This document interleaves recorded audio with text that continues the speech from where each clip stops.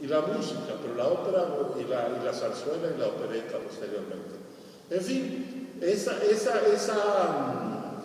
39 años tan activos, tal vez no crearon un movimiento propio, pero sí una afición que todavía persiste. De alguna forma el público de Monterrey siempre ha sido muy seguidor del teatro.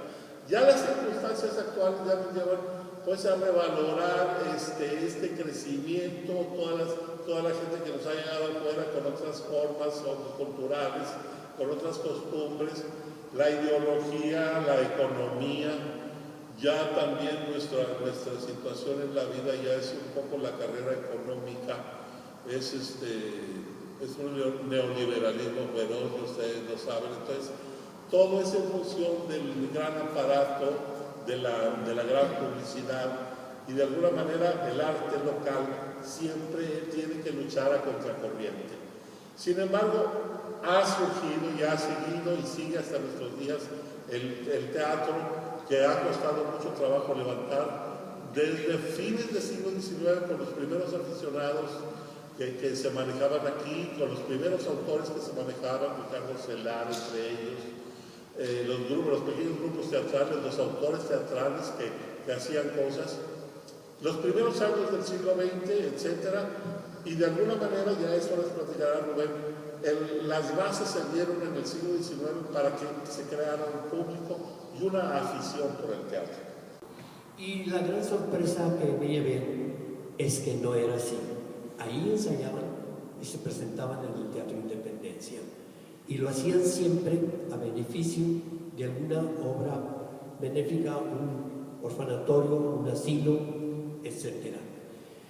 Y leyendo parte de lo que escribió Luis Martín y la investigación que hice al principio, los apellidos se repiten del siglo XIX a principios del siglo XX, se van repitiendo esos apellidos, los Barragán, los Junco, etcétera, etcétera.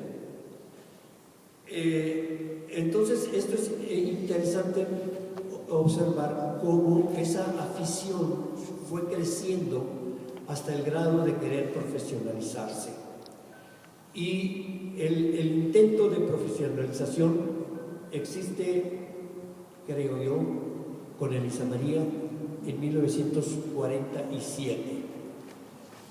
Curiosamente, tardíamente, Luis, se me ocurrió meterme a la computadora y hay una nota escrita en el Novedades de México reseñando la puesta en escena de 1947 aquí en Monterrey.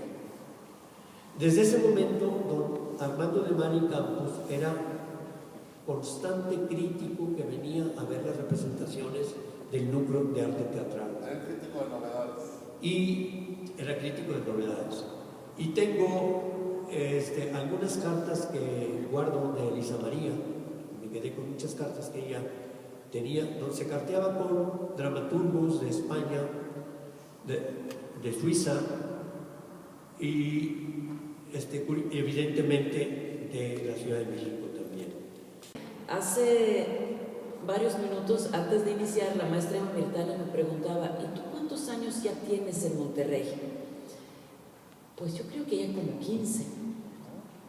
Y a través de esta investigación, a través de la experiencia que me enseñó el propio maestro Luis, y todas las entrevistas a las que ahora me gustaría dedicar unas palabras, sí me fui ubicando en el contexto, y mi propio contexto, en el contexto de la formación académica teatral y en el contexto del teatro en Monterrey. Entonces es un agradecimiento muy personal, maestro, que va a dar mucho de qué hablar, mucho de qué estudiar. Lo importante es que estos libros no se queden cerrados, que se ojeen por todas las generaciones de teatristas y de artistas de la ciudad, y de gente que se interese por las artes, no solo escénicas, también literarias, plásticas de Monterrey.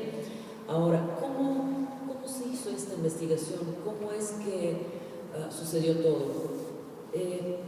Maestro Rubén, maestro Luis tuvieron a lo mejor la suerte de contar con algunos antecedentes. Maestro Luis ya había escrito un libro, Pioneros del Teatro Universitario, y tiene una larga trayectoria en investigar. Y el tema para el que él me invitó, la formación académica teatral, es un tema donde solo había dos referentes escritos: el libro del mismo maestro Luis Martín, Pioneros del Teatro Universitario, y un libro que data como de los 70, maestro, o los 80, coordinado por Miguel Covarrubias, y particularmente el estudio de Dulce María González sobre el teatro en Monterrey.